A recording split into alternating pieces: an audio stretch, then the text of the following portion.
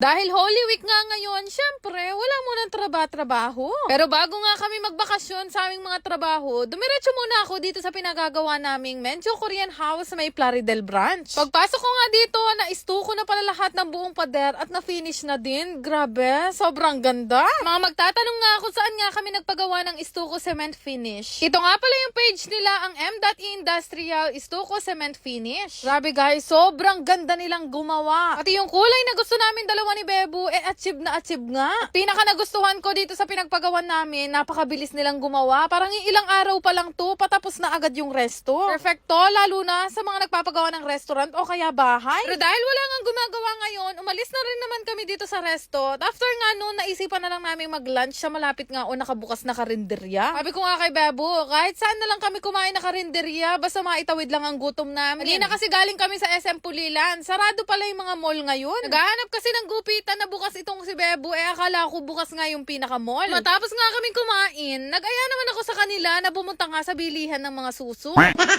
Awal na nga ang karne ngayon, kaya naman naisipan ko na ito na lang yung ulamin namin. Wala kaming kahit anong pwedeng trabahuhin ngayon at sabi ko gawin na lang namin tong family day, kaya nag-aya ako na umuwi nga sa Bugay Farm. Sa totoo lang, matagal-tagal na nung huling ulam ko na suso, kaya nung pagdating namin ng Bugay Farm, nagpalinis na agad ako kay Badjay. Masakit pala rugong ulamin nito. Kailangan mo isa-isain alisin yung tumpok, anak syuta. Matigas nga ito, kaya kailangan pukpok to damak. Ang luto nga daw na gagawin dito ay ginatan. Sobra kainit din dito sa farm. Kahit saan kaya talupalo magpunta sa Pilipinas, malisangan.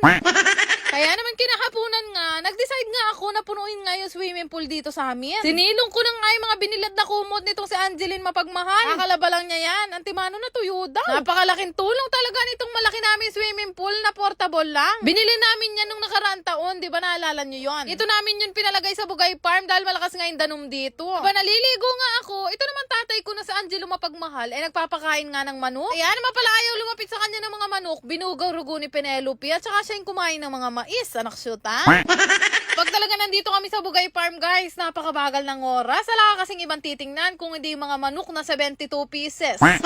Nabahalo kang Angeline, ang pong Angelo Mapagmahal, na parami na lang ganyan ng mga manok. Ang swimming pool namin dito, sobrang laki niyan guys. As in, kaya kayo magkasya kahit 52. Hindi rin kami nagsisiksikan. At kapag ka nag-swimming ka dito, pwede ka nga sumisim. Sobrang init nga. Pati nga yung mga alaga namin, si Pinel, Lily at Lala, naligo na rin o nag-swimming na rin kasama namin. Siyempre, kung naiinitan tayo, mas naiinitan yung mga alaga natin na sandamakmak ang mga balahibo. Pero hindi naman ako nagwo-worried dito sa tubig na swimming pool dahil mabango pa yan sa amin.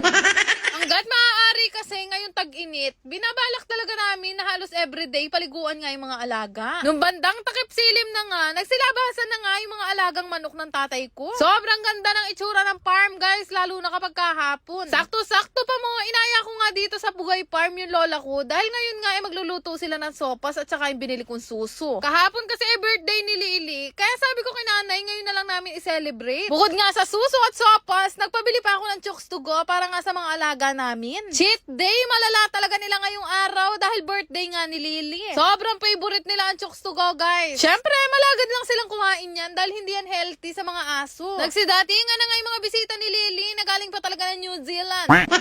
Konti lang naman yung pinaluto namin dahil sabi ko baka hindi naman din maubos. Ang mahalaga lang din talaga, maipag-celebrate nga namin ng birthday itong mga alaga namin taon-taon. Nakakatuwa naman talaga tong si Lily dahil sa 5 taon na pagkakabuhay niya, hindi pa siya nagkakasakit at huwag naman sana. Aba, hinihimay ko pa nga lang itong manok, Diyos ko, nagwawawa na siya. Paborito talaga nila guys itong manok na to dahil napakalambot. Pero don't worry guys, ito papakain namin sa kanila. Ngayon na lang naman to at bukas nga balik na naman sila sa dog food, sa gulay. Nag-cheat day lang talaga sila dahil birthday nga ni Lily. May mga bisita pa nga siya, si Pine, si Lala, si Molly at saka si Luca, loko. At sa kanilang 5 nga, ito talaga si Lily ang napakalakas kumain. Pero mas matutuwa kayo dahil pati nga ito si Luca, tingnan nyo naman, nakikiselebrate na din sa birthday, anak syuta.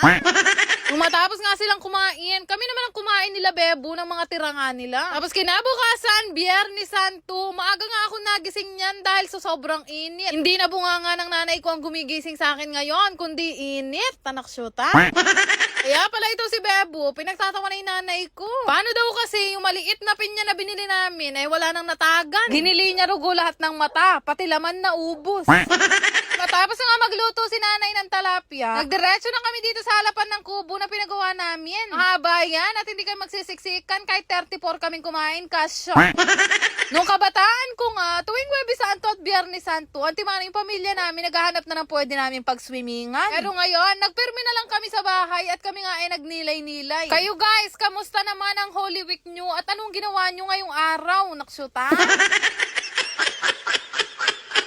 Yan lang naman. Salamat! Meron ako nilalaro na ang pangalan nga ay Diamond Game. Sa kahit hindi pa kayo naglalaro, basta mag-register kayo, may ayuda kayo sa akin. Sobrang daling maglaro dito at ganyan talaga kalaki inaabot. Kaya naman yung link andyan sa may comment section.